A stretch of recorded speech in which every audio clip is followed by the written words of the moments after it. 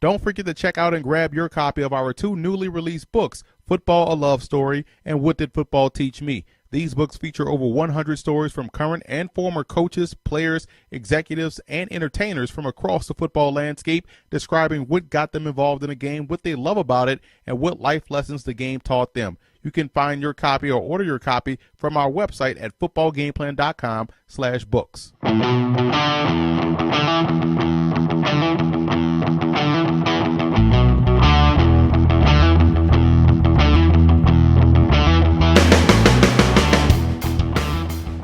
Looking at my keys to victory for both teams in this ball game, starting with the Packers, I think their run defensive effort has to be there. They have to be sure to make Washington one-dimensional. They can't allow Alfred Morris and or Matt Jones, if he's out there 100% ready to go, to have success running the football. They have to make this a Kirk Cousins versus Aaron Rodgers type game. If they can't stop the run, they won't beat the Redskins. And also, you have to keep a hand on Jordan Reed, their excellent tight end. You can't allow him a free release off the line of scrimmage. He's their number one option in the passing game. Does a great job underneath, keeping a hand on him, forcing him to fight to get off the line of scrimmage and fight to get open could delay their passing game. And you want to play the hot hand in the running game. A lot of times you may find a situation where you have Eddie Lacy doing a great job running the football, or it may be James Starks, or it may even be a guy in John Crockett. Whoever has a hot hand in this playoff game, you can't afford to try to get someone going. Play the hot hand in the running game, allows your play action passing game to work, and makes you much balanced offensively. Moving over to Washington in this ball game, I think it's imperative that they win the special teams battle. Green Bay does a great job in generating yards from the return game, whether it's kickoff or punt return. If they're able to force these guys to go the length of the field, I think it helps this Redskins defense out as a whole. And it's all about push versus pressure when you're facing a mobile quarterback in Aaron Rodgers. Keep him confined within that tackle box. Don't allow him to extend the plays with his legs, get outside either on boots or waggles. Force him to play the entire game within the tackle box, and I think that bodes well for their chances. Also, getting physical with the Packer wide receivers, I think is going to be key. I love the activity, and I love the aggressiveness of this Redskins secondary. The Packers wide receivers will love to operate with free releases, but you have to fight these guys at the line of scrimmage. Force them to get off bump press consistently. It throws off the timing of the Packers' passing game, which could ultimately allow your pass rush to get back there and put Aaron Rodgers on the ground.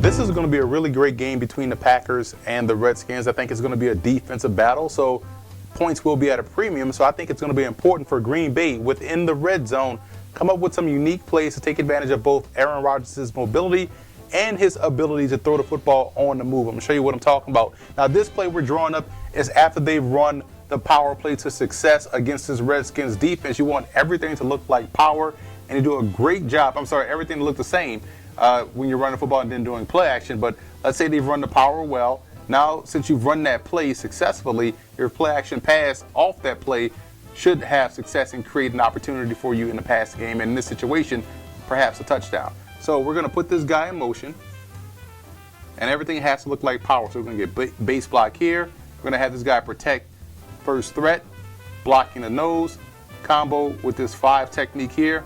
And I'm going to show you what we're going to do elsewhere. He's not going to combo. We're going to have him combo with this tight end. He's going to protect first threat that comes into either gap. So as the cadence starts to wind down, you're going to put this guy in motion, and at the snap of the football, he's running to the corner. He's gonna, we like to call this a sail route. So he's running a sail route. Now this guy here is getting a good push on that 5 technique, and he's pivoting out to the flat. That's your basic quick read, your hot read. Now you're gonna take this guy on the outside. He's gonna run up and then and out. So now you have a 3-layered route with this route coming on the backside as your safety valve, because like I said before, everything looks like power.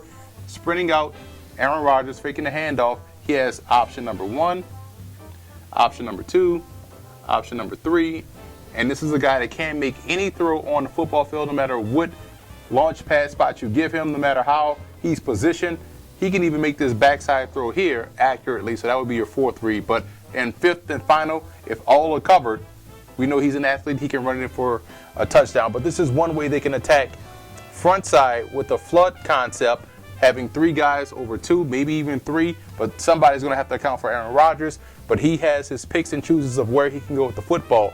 But again, because of his mobility and ability to throw the football on the run, this is a great play to utilize if you're Green Bay inside the red zone. It's tough to confuse a veteran quarterback like Aaron Rodgers, who's probably seen a lot of different things thrown his way in his NFL career. But if you're the Washington Redskins, you have to try something to get this pass defense rolling against a vaunted Packers passing offense. I'm going to show you what I'm talking about here. What we're showing pre-snap is looking like cover 2, and then we're going to show as if we're sitting in the house, but really it's going to be cover 1. So we're going to walk this safety up.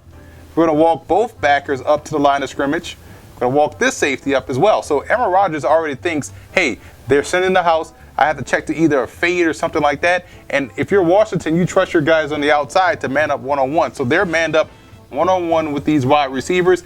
At the snap of the football, you want to take the inside away and force him to go down the sideline to where you have an extra defender. But at the snap of the football, hopefully he's made an adjustment because, again, you're bailing out of this. And what you're doing at the snap of the football, you're dropping this strong safety back deep in the middle of the field, but you're sending this guy right down the B gap. Boom. Free safety is blitzing. This guy is also blitzing, but he's running the game with the nose tackle. We're going to send a nose tackle, weak side A gap, loop the backer around into the strong side A gap. You're getting inside pressure with backer and also with the free safety. We're going to drop this backer back into a zone, get a good bump on the tight end. He's dropping back into a zone as well. Upfield contain pressure. I'm going to take this 5 technique and hold this offensive tackle as the backer gets speed pressure on the outside to try to flush Aaron Rodgers into the arms of a defensive end.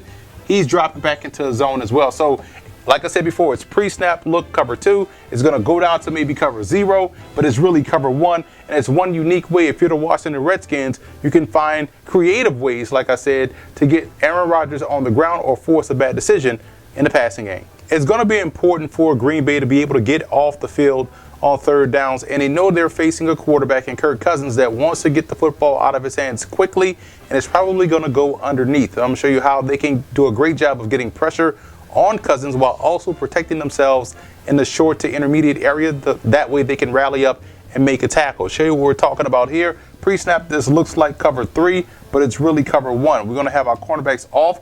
I like the personnel that Green Bay has. They can trust their guys one-on-one with these wide receivers, so they can even sit off, read and react, and drive on the football, a la how I explained the Redskins can do so as well. So what we're going to do underneath to protect ourselves, we're going to have this strong safety drop back in the curl out area. We're going to have this backer drop back here, backer here. So you have 3 guys underneath with cornerbacks that are sitting off, reading and reacting to the play. This is third medium. So again, we want to get pressure, but we want to be creative about it. So we're going to have this defensive tackle push outside shoulder of this offensive tackle, hopefully expanding him here. We're going to run a game with the backer and the nose tackle. Double B gap pressure. We're going to send this backer first. Speed going inside. After he goes, nose tackle gets a bump. He's crashing that B gap as well. We're going to have this 5 technique push up and out, trying to get that tackle out of the way because we're crashing the weak side B gap with this outside backer. So we're sitting 2 outside backers, hopefully trying to influence a short pass to one of the receivers or maybe the tight end, and essentially you're banjo covering this tight end, playing him inside out. These 2 guys can make the play. Free safety back deep in case one guy needs help. So this is one way I think Green Bay can affect the pressure of affect the offensive line of Washington by sending unique pressure, double B gap pressure, while also protecting themselves at the second level with their backers and their strong safeties, being able to play effective coverage so that way, again, they can rally up, make the tackle, and get off the field. In football, they tell you to expect the unexpected, and the one thing you hope Green Bay is not expecting is Kirk Cousins taking off and making a play with his legs inside the red zone. Show you what we're talking about here. We have quads, 1, 2, 3, 4 guys to one side. They see this, they see back in the backfield, they think, okay, maybe this is a run play because we don't expect Kirk Cousins to make a play with his legs. But really what we're doing is running the old-fashioned quarterback draw. So we're going to fake this handoff here to the tailback. His job is to occupy this outside backer. The safety is a non-factor. And what we're doing up front, base blocking is 5 technique. We're going to have the nose be blocked by the center. We're going to have this backside guard or strong side guard work up and knock out this inside linebacker on the weak side. We're going to bypass his 5 technique and work up and get first threat. We're going to have this this tight end, his job is to work up and get the backer blocked. So you have 3 guys going this way, showing that influence. We're not going to block him.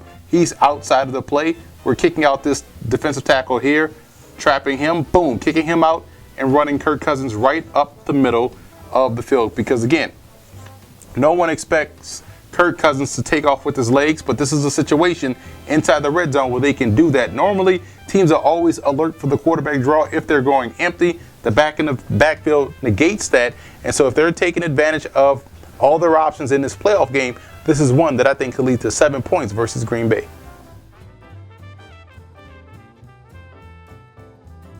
Opening up the Packers playbook, I came away impressed with how they were able to combat an aggressive secondary by using clusters on the outside. Now, clusters benefit you because they alter the releases of the receivers, and it also helps the offense force the secondary's coverage hand, whether or not they're playing man or zone. And you'll see here in the first example, the Chiefs have the press defender take the outside release, the outside threat, and the Packers have dual outs called to both sides of the formation to combat that with a side adjustment attached to it based off the leverage of the cornerback. Now, as you can see, the speed out in the slot forces the defensive back to fly upfield, thus giving James Jones the opportunity to turn it upfield for a big gain. Without the threat of the help defender over top, that makes it a one-on-one situation and an easy pitch and catch for Aaron Rodgers. A few plays later, same situation, different results. As the defensive back decides not to be as aggressive in flying up on that slot receiver, Aaron Rodgers has an easy throw for a cheap 6 yards. Now, if Green Bay is able to neutralize the Redskins' ability to be aggressive in the secondary by forcing them to think and play a little bit hesitant, it'll be a big help for their offense and could also be a way to help supplement their running game if they can't get that going. Defensive communication will be key for the Redskins, and the Packers attack you schematically in the passing game like the Miami Dolphins do. And the difference is that Green Bay has a far superior quarterback that'll make you pay if you're out of position. And I thought overall in this ballgame, the Redskins did a great job in diagnosing concepts, staying active in the secondary and at the line of scrimmage, closing well to the football, and securing tackles for minimal gains, all of which, in my opinion, is exactly what has to happen versus Green Bay. I do think the Skins' defense is a lot better than what the numbers indicate, and if the communication and effort level is what it was versus the Dolphins, then Washington could find themselves moving on to the divisional round.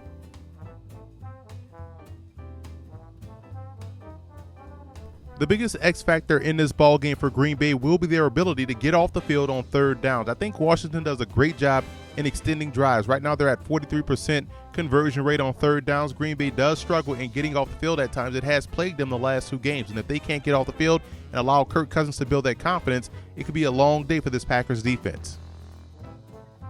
And the biggest X factor in this game for the Redskins will be wide receiver Jamison Crowder. I'm pretty sure a lot of the coverage attention will be going towards guys like Pierre Garçon, Deshaun Jackson, even tight end Jordan Reed. So there's going to be plenty of opportunities for Crowder to make plays, and if he's able to convert, it could be a long day for this Packers secondary because now you have 3 wide receivers and a tight end to worry about in the passing game. So Crowder, I think, will play a huge role in how well Washington does as a whole.